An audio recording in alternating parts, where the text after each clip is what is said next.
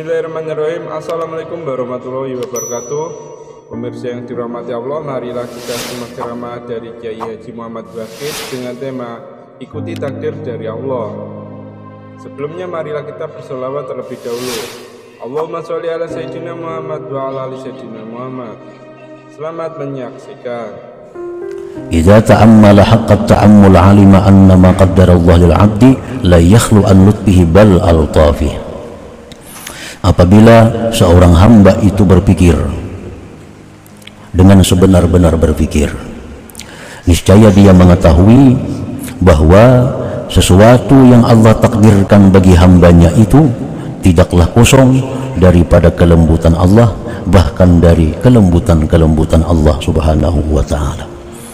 Nah, para muhibbin rahimakumullah, jadi sebuah takdir dari Allah subhanahu wa ta'ala, maka takdir itu disertai dengan kelembutan-kelembutan daripada Allah.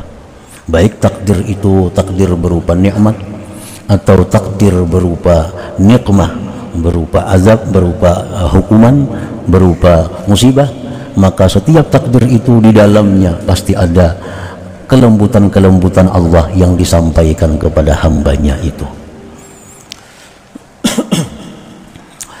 Para muhibbin rahimakumullah, Allah subhanahu wa ta'ala menakdirkan seorang hamba dengan musibah, umpamanya pada jasadnya, seperti penyakit.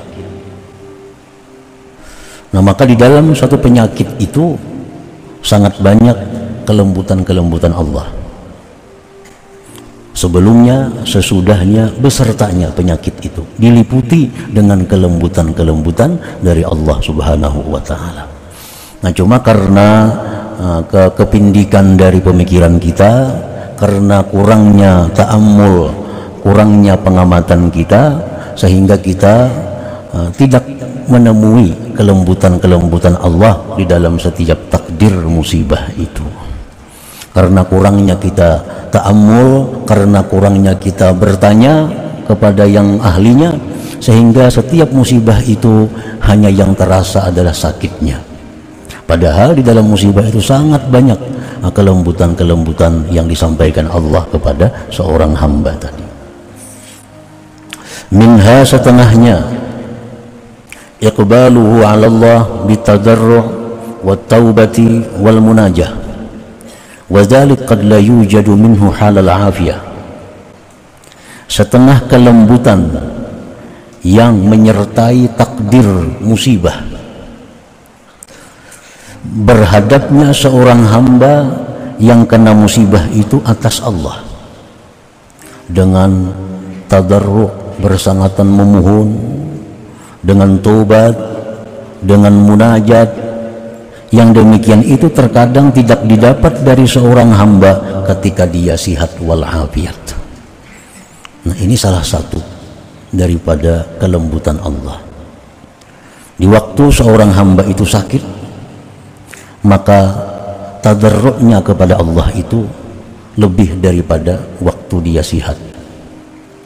Waktu dia sakit, terbuka pintu hatinya untuk tobat kepada Allah. Waktu dia sakit, terbuka hatinya untuk munajat kepada Allah. Nah, itu semua adalah yang Allah titipkan di dalam sebuah musibah, dalam sebuah penyakit itu. Dengan satu penyakit itu sangat banyak kebaikan-kebaikan yang didapat oleh seorang hamba yang kena musibah tadi. Wa minha, setengahnya lagi kelembutan yang ada di dalam sebuah musibah itu, zahabu quwwatihi allati tuqi'uhu bidzunub wal ma'asi, hilangnya kekuatan seorang hamba itu yang menjatuhkan dia pada dosa dan maksiat. Nah, waktu dia kaya, dia sangat mudah untuk melakukan maksiat.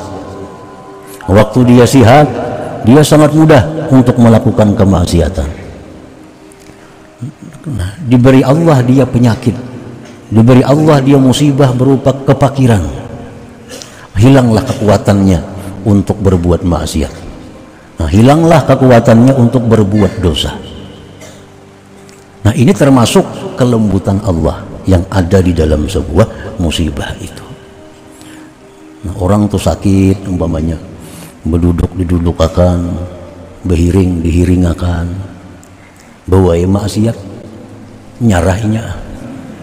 menyarah. Padahal lagi sidin sihat, sidin mau hulwakan maksiat itu. Sidin mau hulwakan. Begitu sidin sudah sakit, dibawai maksiat gratis, ya tuh kada mau. Nah, ini lutfillah, kelembutan Allah yang ada menyertai sebuah penyakit itu. Wa minha, dan setengahnya lagi, husulu ta'atil batin minas sabri war ridha, wa dzarratun min a'malil batin khairun min amsalil jibal min a'malil jawarih. Hasilnya taat hati. Nah, hasilnya taat hati seperti sabar, ridha, dan satu biji yang kecil dari amal batin itu lebih baik daripada seumpama gunung-gunung daripada amal anggota yang zahir ini. Dulunya kada tahu disabar karena kada suah kena musibah.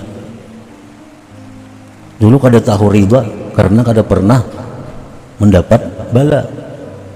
Nah, sekarang diberi Allah dia musibah, diberi Allah dia bala, oh ini sabar. Padahal sudah tahu aja sabar itu ini fadilatnya, ridha itu ini keutamaannya. Cuma selama ini Allah kadang mengirim dia musibah, kadang kau membuktikan sabarnya. Begitu dia dapat penyakit, begitu dia dapat kefakiran, dapat kegagalan, nah disitulah Allah ingin melihat hambanya ini membuktikan ilmunya tentang kesabaran dan keridhaan. Dan sabar itu termasuk amalan hati, ridha itu amalan hati. Satu biji yang kecil dari amalan hati itu pahalanya lebih besar dari beberapa biji gunung daripada amalan yang zahir ini. Nah, para muhibbin rahimakumullah, Rasulullah sallallahu alaihi wasallam bersabda, ra'aitu mizanan dulliya minas sama' fawudi'tu bi kaffatin wa wudi'at ummati bi kaffah farajahtu bihim wa wudi'a Abu Bakrin bi kaffatin wa ji'a bi ummati fawudi'at bi kaffatin farajaha bihim. Ujar Nabi, aku melihat timbangan diturunkan dari langit, maka diletakkan aku pada satu daun timbangan, dan diletakkan seluruh umatku di timbangan yang lainnya, maka menanglah timbanganku dengan mereka itu. Jadi artinya amal ibadah Nabi ini ditimbang lawan amal ibadah seluruh umat, menang amal ibadah Nabi kita. Kemudian diletakkan Abu Bakar Siddiq dalam satu timbangan, satu daun timbangan. Didatangkan umatku pada timbangan yang satunya, para jahabihim, maka Abu Bakar menang dengan mereka itu. Nah, seluruh umat Nabi amal ibadahnya dikumpul satu timbangan, satu daun timbangan.